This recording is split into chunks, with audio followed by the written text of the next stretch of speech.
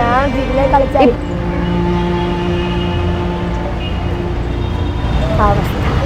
ഇന്നലെ ഈ കലോത്സവ നഗരിയിൽ എനിക്കൊരു അവസരം നൽകൂ എന്ന ഒരു കൊച്ചു പെൺകുട്ടിയുടെ ശബ്ദം നമ്മൾ എല്ലാവരും കേട്ടതാണ് വൈഷ്ണവി ഇപ്പോൾ മീഡിയ വണ്ണിനൊപ്പം ഉണ്ട്. വൈഷ്ണവി, എന്താണ് സംഭവിച്ചത്? ഇങ്ങനെ പൊട്ടിക്കരയാൻ മാത്രം എന്താണ് അതിന്റെ പിന്നിലുള്ളത്?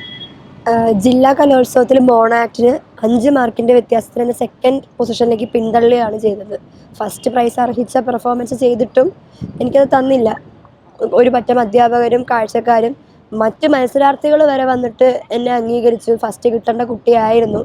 ആ ഒരു സപ്പോർട്ട്, ആൾക്കാരുടെ നല്ല ഒരു റിയാക്ഷനും ഒക്കെ ഉള്ളത് കൊണ്ട് തന്നെയാണ് ഞങ്ങൾ അപ്പീൽ പോയത്.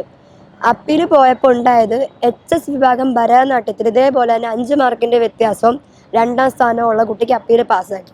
അതുപോലെ ഹയർ സെക്കൻഡറി വിഭാഗം ഒരു കുട്ടിക്ക് തന്നെ 2 വ്യത്യസ്ത ഇനങ്ങൾക്ക് അപ്പീൽ ഡയറക്റ്റ് DD പാസ്സാക്കി. എന്തുകൊണ്ടോ, ഞാൻ +2 വിദ്യാർത്ഥിനിയാണ്, അവസാന വർഷമാണ് എൻ്റെ കലോത്സവത്തിൽ. എന്നിട്ട് പോലും ഇതേ 5 മാർക്കും 2ാം സ്ഥാനവും മാത്രമുള്ള എനിക്ക് മാത്രം അപ്പീൽ പാസ്സാക്കിയിട്ടില്ല. അതുപോലെ തന്നെ പല കുട്ടികളുടെയും അപ്പീൽ ഇത്രയും ചെറിയ മാർക്ക് വ്യത്യാസങ്ങൾ ഉണ്ടായിട്ട് പോലും പാസ്സാക്കാവുന്ന നിയമാവലിയിൽ പറയുന്നുണ്ടെങ്കിൽ പോലും പാസ്സാക്കാതെ പോയിട്ടുണ്ട്. അപ്പോൾ ഞങ്ങൾ പിന്നെ നമുക്ക് അവിടെ വേറെ വോയിസ് ഇല്ല, അവിടെ ഫൈറ്റ് ചെയ്തിട്ട് കാര്യമില്ല. കോർട്ടപ്പീലാണ് പിന്നെ ഒരു വഴിയുള്ളത്. കോർട്ടപ്പീൽ മിനിഞ്ഞാന്നാണ് ഹിയറിംഗ് നടക്കുന്നത്. ഇന്നലെ ഞാൻ വേദിയിൽ വിധി വന്നു കഴിഞ്ഞാൽ ഒരു പോസിറ്റീവ് വിധി വരും പ്രതീക്ഷിച്ചു. അത് വന്നു കഴിഞ്ഞാൽ തീർച്ചയായും എനിക്ക് പങ്കെടുക്കാൻ പറ്റും എന്നുള്ള എല്ലാ തയ്യാറെടുപ്പുകളോടുകൂടി പ്രാക്ടീസൊക്കെ ചെയ്ത് അവിടെ വന്നിരുന്നു. HSS girls mono act first test number കയറി കളിക്കുമ്പോൾ വിധി വരികയാണ് റിജക്റ്റ് ആയി എന്നുള്ളത്. റിജക്റ്റ് ആയതിന് കാരണമായിട്ട് പറയുന്നത് അപ്പീലുകളുടെ എണ്ണം കൂടുമ്പോൾ സമയക്രമം പാലിക്കാൻ കലോത്സവ വേദികൾക്ക് ബുദ്ധിമുട്ട് വരും, അതുകൊണ്ട് റിജക്റ്റ് ചെയ്യുകയാണെന്നാണ് പറയുന്നത്. പക്ഷെ അതൊക്കെ നമ്മളൊരു അവസരം ആഗ്രഹിച്ച് വരുമ്പോൾ വെറുതെ അപ്പീൽ കൊടുക്കില്ലല്ലോ. പണം കെട്ടി വെച്ചല്ലേ വന്നത്? പണം കെട്ടി വെക്കണം. 5000 രൂപ ഡയറക്റ്റ് അപ്പീലിന് പോകുമ്പോൾ കൊടുക്കണം. അത് തിരിച്ച് കിട്ടില്ല. നമുക്ക് അപ്പീൽ പാസ്സാക്കി നമ്മൾ ഇവിടെ വന്ന് കവർ ചെയ്താൽ അതേ തിരിച്ച് കിട്ടുള്ളൂ. അത് പോയി കോർട്ടിന് അപ്പീൽ കൊടുക്കാനായിട്ട് 20,000 രൂപ, അത് വക്കീലിന് ഫീസാണ്. ഇനി ആ അപ്പീൽ എങ്ങാനും പാസ്സായിരുന്നു എന്നുണ്ടെങ്കിൽ നമ്മളിവിടെ കളിക്കാനായിട്ട് പിന്നെ 10,000 കെട്ടി വെക്കണം. അത് എന്നിട്ട് കോർട്ട് അപ്പീൽ വഴി വന്ന ഞാൻ ഫസ്റ്റ് കിട്ടിയ കുട്ടിയെ കവർ ചെയ്ത് അത് 3 മാസം എടുക്കും അതിൻ്റെ റിസൾട്ട് അറിയാൻ, കോർട്ടിൻ്റെ പ്രൊസീഡിങ്സിൽ വന്നതായതുകൊണ്ട്. എന്നിട്ട് കവർ ചെയ്തില്ലെങ്കിൽ ആ 10,000 പോകും. കവർ ചെയ്ത് കഴിഞ്ഞാൽ 10,000 തിരിച്ച് കിട്ടും. ഈ സബ് ജില്ലയിലും ജില്ലയിലൊക്കെ വലിയ രീതിയിൽ കോഴ നടക്കുന്നുണ്ടെന്നാണോ? തീർച്ചയായും. അതായത് സംസ്ഥാന കലോത്സവം ചിലപ്പോൾ സുതാര്യമായിരിക്കാം, ഇവിടെ ജഡ്ജസ് ചിലപ്പോൾ കോഴ വാങ്ങുന്നില്ല. വെൽ ക്വാളിഫൈഡ് ആയിട്ടുള്ളവർ സംസ്ഥാന സ്ഥലത്ത് മാത്രം കൊണ്ടുവന്നാൽ പോരാ, സബ് ജില്ല തൊട്ട് കൊണ്ടുവരണം. സബ് ജില്ലയിൽ ഇന്നലെ ഞാൻ കരഞ്ഞ പോലെ സബ് ജില്ലയിലെ എല്ലാ കുട്ടികളും കരഞ്ഞിട്ടാണ് പോകുന്നത്. കാരണം പ്രൈസ് പിടിക്കുകയാണ്. അതായത് ഒരു മാനുവൽ ഫോളോ ചെയ്യാതൊക്കെയാണ് സബ് ജില്ലയിലൊക്കെ മത്സരം നടക്കുന്നത്. അതായത് മാർക്ക് ഇടുമ്പോൾ ഫോൺ നോക്കി സംസാരിക്കുന്നു, ഫോൺ നോക്കി മാർക്ക് ഇടുന്നു, അതുപോലെ തിരിഞ്ഞു നോക്കുന്നു. അതായത് ജഡ്ജസ് ഡിസ്കഷൻ ചെയ്യാൻ പാടില്ല. 3 പേരെയും നല്ല ഡിസ്റ്റൻസിൽ ഇരുത്തി അവരവരുടെ മാർക്ക് മറ്റുള്ളവർ ഇൻഫ്ലുവൻസിന് വഴങ്ങാതെ വേണം മാർക്കിടാൻ. പെൻസിൽ കൊണ്ട് മാർക്കിടുന്നു.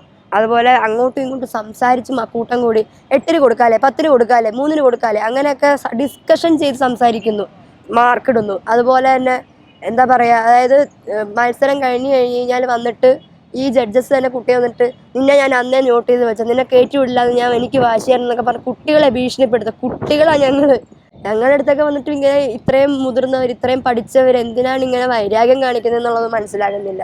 ഈ റിമാർക്സിന്റെ കാര്യം വൈഷ്ണവി പറഞ്ഞു, എങ്ങനെയാണ് ഈ മാർക്കിന്റെ ഘടന എന്നൊന്നും മനസ്സിലാവുന്നില്ല, അങ്ങനെയൊക്കെ.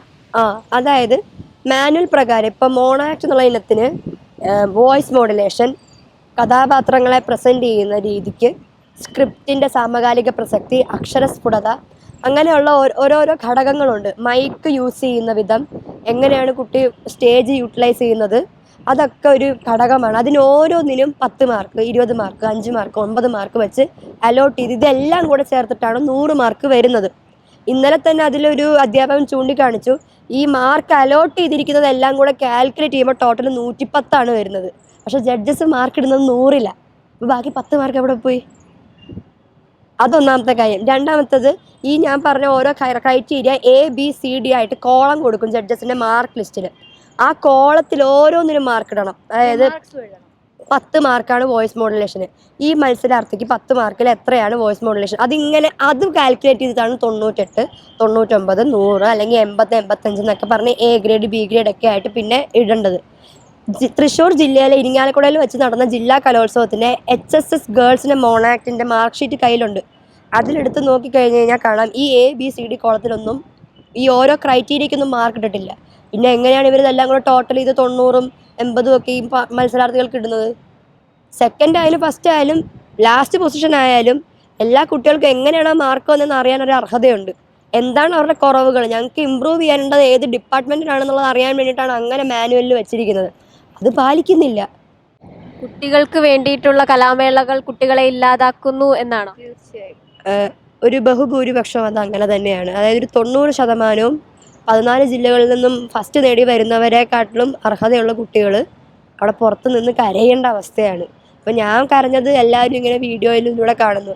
എത്ര കുട്ടികൾ ഇങ്ങനെ പൊത്തിപ്പിടിച്ച് നിന്ന് ബാക്കി സ്റ്റേജിൽ പോയി നിന്ന് കരയുന്നുണ്ട്, വീട്ടിൽ പോയി കിടന്ന് കരയുന്നുണ്ട്. അത് നമ്മളാരും അറിയുന്നില്ല. അമ്മ നേരത്തെ എന്നോട് പറയുകയുണ്ടായി വൈഷ്ണവിയുടെ ഒരു മാനസികാവസ്ഥ വീട്ടിലുള്ളതൊക്കെ. അതൊക്കെ കാണുമ്പോൾ എന്താണ് ഈ കലോത്സവത്തിന് കൊണ്ടുവരാൻ തന്നെ ഒരു ബുദ്ധിമുട്ടായിട്ട് മാറുന്നുണ്ട്? സത്യം, ഞാൻ ഈ ഫീൽഡിൽ നിൽക്കുന്ന ഒരാൾ തന്നെ. ഞാനൊരു RLV MA ഭരതനാട്യമാണ്. എൻ്റെ ഒരു സ്ട്രോങ് ആയിട്ടുള്ള ഒരു മൈൻഡും എനിക്ക് എൻ്റെ മുകളിലുള്ള വിശ്വാസമാണ് ഇപ്പോഴും ഞാൻ ഇവിടെ നിൽക്കുന്നത്. എൻ്റെ ഹസ്ബൻഡ് പോലും ഈ വർഷം കൂടുതൽ മത്സരത്തിനെ പ്രോത്സാഹിപ്പിച്ചിട്ടില്ല. മോള് 12ാം ക്ലാസ് അല്ലേ, കഴിഞ്ഞ വർഷത്തെ എക്സ്പീരിയൻസ് വെച്ചിട്ടും ജില്ലാ മത്സരവേദികളിലെ അവസരങ്ങൾ ഇല്ലാതാക്കിയതൊക്കെ വച്ചിട്ടുമൊക്കെ മത്സരവേദി വേണ്ട, ഞങ്ങളുടെ വീട്ടിൽ തന്നെ അങ്ങനെ ഒരു പ്രശ്നം നടക്കുന്നുണ്ട്, മോളെ ഇനി മത്സരത്തിന് അയക്കേണ്ടെന്ന് വെച്ചിട്ട്. പക്ഷേ ഈ കുട്ടികൾക്ക് വേറെ വേദികളുണ്ടോ? ഇപ്പോൾ ഫിലിം സ്റ്റാർസിന് കൊടുക്കുന്ന പോലെയുള്ള സ്റ്റേജുകളോ അല്ലെങ്കിൽ ഒരു മേക്കപ്പ് ചാർജ് പോലും ഒരു ടെമ്പിളിൽ പോയിട്ട് നമ്മളൊരു പ്രോഗ്രാം ചെയ്താൽ ചിലപ്പോൾ നമുക്ക് കിട്ടില്ല. അതൊക്കെ നമ്മൾ ചെയ്യുന്നത് സമർപ്പണമാണ്. വൈഷ്ണവിക്ക് വലിയ ട്രോമയായോ ഇത്? തീർച്ചയായിട്ടും, വളരെ തീർച്ചയായിട്ടും. അതായത് ഒരു 3-4 ദിവസത്തേക്ക് ഈ കുട്ടി സ്കൂളിലേക്ക് പോയിട്ടില്ല. അതിൻ്റെ കാരണം എന്ന് പറഞ്ഞു കഴിഞ്ഞാൽ സ്കൂളിലും പരിഹസിക്കുകയാണ്. അതായത് ഇങ്ങനെ വരുന്ന ഓരോ വാർത്തകൾ, അതായത് ഞാൻ പ്രൈസ് പിടിക്കുകയാണ്, എനിക്ക് ഇതുവരെ ഒരു ഫസ്റ്റ് കിട്ടിയിട്ടില്ല, അല്ലെ പ്രൈസ് പിടിച്ചു വരികയാണെങ്കിൽ ഞാൻ ഇന്നലെ നിന്ന് കരയണ്ട, ഞാൻ ആ വേദിയിൽ കളിക്കുകയായിരിക്കും ചെയ്യുക.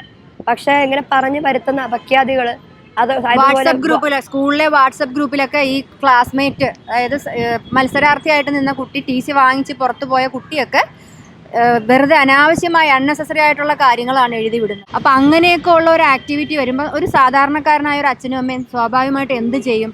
ആ വേദിയോട് തീർച്ചയായിട്ടും, അല്ല ആ കലയോട് തന്നെ സ്റ്റോപ്പ് പറയും. അങ്ങനെ ചെയ്യുന്നവരുണ്ട്. എന്തെങ്കിലും പരാതി നൽകാൻ നിങ്ങൾ ഉദ്ദേശിക്കുന്നുണ്ടോ? പോകണം. ഇനിയിപ്പോൾ ഈ ഒരു സംഭവം വെച്ചിട്ട് വിദ്യാഭ്യാസ മന്ത്രിയുടെ മുമ്പിലേക്ക് വീണ്ടും അദ്ദേഹം അയച്ച ലെറ്ററും, അദ്ദേഹത്തിൻ്റെ ഓഫീസ് അയച്ച ലെറ്ററും ഞങ്ങളുടെ വീണ്ടും ഈ പരാതിയായിട്ട് ഒന്നും കൂടി അദ്ദേഹത്തെ കാണണം എന്നുണ്ട്. എന്ത് ഒരു നിയമസാധുതയാണോ എടുക്കാൻ പറ്റുന്ന എടുക്കട്ടെ. ഞങ്ങൾക്ക് നഷ്ടപ്പെട്ടതെല്ലാം നഷ്ടമായി, സ്റ്റേജ് പോയി. പക്ഷേ ഇനി ഭാവിയിലേക്കെങ്കിലും വരുന്ന കുട്ടികൾക്കെങ്കിലും ഒരു കരച്ചിലിൻ്റെ വാക്കിലേക്കോ അല്ലെങ്കിൽ ഇങ്ങനെ ഒരു അവസരം നിഷേധിക്കലോ ഉണ്ടാവരുത്. ഫസ്റ്റ് കിട്ടാത്തതിൻ്റെ വിഷമമല്ല അത്. ഞാൻ പലപ്പോഴും എൻ്റെ പെർഫോമൻസിൻ്റെ പാളിച്ചകൾ കൊണ്ട് തന്നെ എനിക്ക് പ്രൈസ് നഷ്ടപ്പെട്ടിട്ടുണ്ട്. പക്ഷേ ഇക്കൊല്ലം നടന്നതെന്ന് പറഞ്ഞു കഴിഞ്ഞാൽ കരുതിക്കൂട്ടി തന്നെ നമ്മളെ ചവിട്ടിത്താഴ്ത്താനുള്ള ഒരു ശ്രമമാണ് ഉണ്ടായിട്ടുള്ളത്. പക്ഷെ നമുക്കറിയാം, നമ്മളെ നവ്യ നായരുടെ ഒക്കെ കഥ നമ്മുടെ മുന്നിലുണ്ടല്ലോ. ഭാവിയിൽ ഒരു വലിയ സിനിമാ താരമൊക്കെ ആയിട്ട് വരാനുള്ള എല്ലാ കഴിവും വൈഷ്ണവിക്ക് ഉള്ളതായിട്ട് സ്വയം തോന്നുന്ന ഒരു, അത്രയും കോൺഫിഡൻ്റ് ആയിട്ട് സംസാരിക്കുന്ന ഒരു കുട്ടിയാണ്. അപ്പോൾ ഇതൊന്നും തളരരുത്, എല്ലാവിധ ആശംസകളും ഉയർന്നു വരണം. ഇനിയും നൃത്തവേദികൾ ഒരുപാട് കാണണം, അവസരങ്ങൾ താനേ വരും. ക്യാമറ പേഴ്സൺ ജിഷ്ണുവിനോടൊപ്പം കലോത്സവ നഗരിയിൽ നിന്നും സനിസ ശോഭാചന്ദ്രൻ, മീഡിയ 1.